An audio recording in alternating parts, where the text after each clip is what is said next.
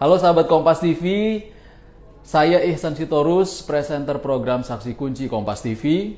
Jangan lupa terus perbaharui informasi Anda dengan menyaksikan informasi terbaru yang independen dan terpercaya di YouTube channel Kompas TV. Dan jangan lupa klik subscribe, like, komen, dan share, serta aktifkan tanda lonceng untuk mendapatkan informasi terbaru dari YouTube channel Kompas TV. Terima kasih, sampai jumpa. Saudara, mutasi virus corona varian E484K terdeteksi masuk ke Indonesia pada Februari 2021 lalu di Jakarta. Bagaimana kronologi mutasi corona varian EEK ini bisa masuk ke Indonesia? Benarkah mutasi baru corona ini bisa menurunkan efektivitas vaksin COVID-19 yang sudah ada? Kami akan bahas hal ini bersama Kepala Lembaga Biologi Molekuler Eijkman, Profesor Amin Subandrio, serta mantan Direktur WHO Asia Tenggara, Prof. Chandra Yoga Aditama. Selamat malam, Bapak-Bapak. Selamat malam. Iya. Ya, saya ke Pak Chandra dulu. Pak Chandra, apa yang terjadi sesungguhnya dengan varian baru E484K? Tentu masyarakat dibuat bingung, dibuat pusing dengan banyaknya varian. Ada B117, ada D614G sebelumnya, lalu sekarang E484K. Apa yang terjadi sesungguhnya? Ada dua hal yang ingin saya sampaikan. Nomor satu, virus corona, maksud saya virus SARS-CoV penyebab COVID-19 ini, sebagaimana virus yang lainnya akan selalu bermutasi. Sebenarnya virus yang lain juga selalu bermutasi dari waktu ke waktu. Kalau virus itu bereplikasi, bertambah banyak, maka dia bisa menimbulkan ada perubahan yang namanya mutasi. Jadi memang mutasi itu akan selalu terjadi.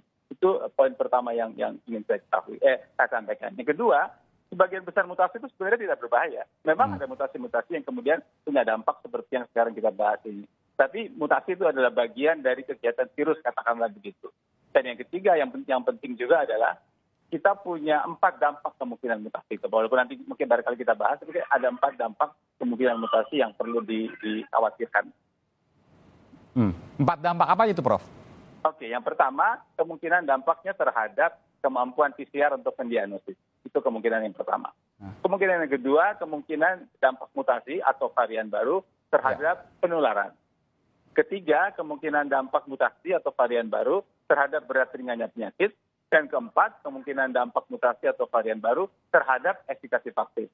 Jadi selalu 4 faktor ini yang selalu dilihat para ahli kalau memang terjadi mutasi-mutasi atau varian-varian baru. Jadi ini baru kekhawatiran, artinya belum bisa dibuktikan. Apakah misalnya ya vaksin yang sudah diberikan kepada jutaan warga di Indonesia itu bisa melawan varian-varian berikut atau tidak? Bisa jadi iya, bisa jadi tidak. Bukan begitu. Varian ini tadi kan disebut N614G.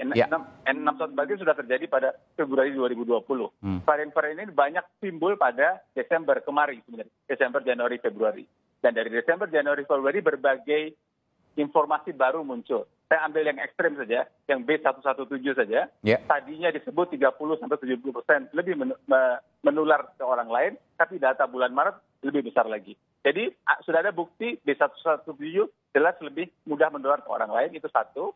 Yang kedua, B117 juga jelas meningkatkan kasus berat dan menimbulkan angka kematian lebih tingkat. Jadi ada yang sudah ada buktinya, dan ada memang yang belum ada bukti. Iya, meskipun secara kita cek di lapangan tentu ini datanya berbeda. Saya ke Prof. Amin Subandrio. Prof. Amin, ini kalau ada varian baru yang dikatakan, tentu ini logika awam ya, saya harus berbincang, saya harus berdiskusi juga dengan kedua profesor narasumber saya pada malam hari ini.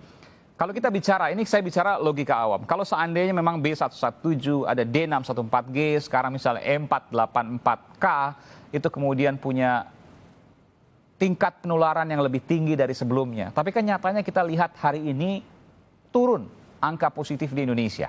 Bagaimana kemudian logika itu kan nggak nyambung, Prof. Amin? Ya, jadi mulai dari D614G yang lalu, yang sudah ditemukan sejak Januari 2020 lalu ya, terus kemudian meningkat sampai akhir tahun sampai sekarang.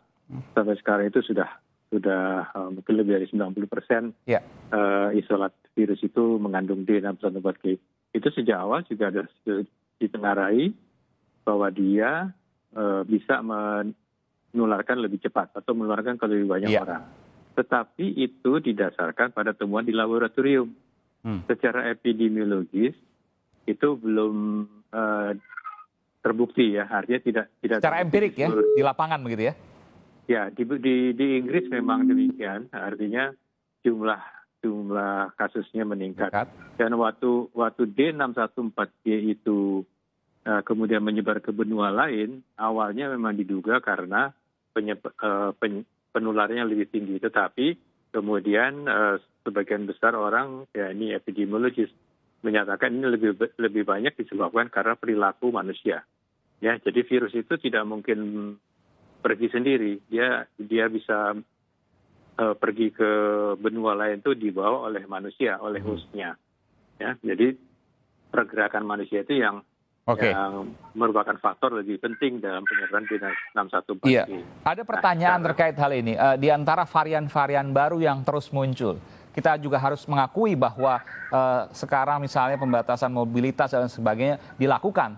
Meskipun pada faktanya adalah banyak kemudian mobilisasi dari warga yang kemudian terjadi. Macet misalnya di kota-kota besar sudah terjadi beberapa bulan terakhir ini.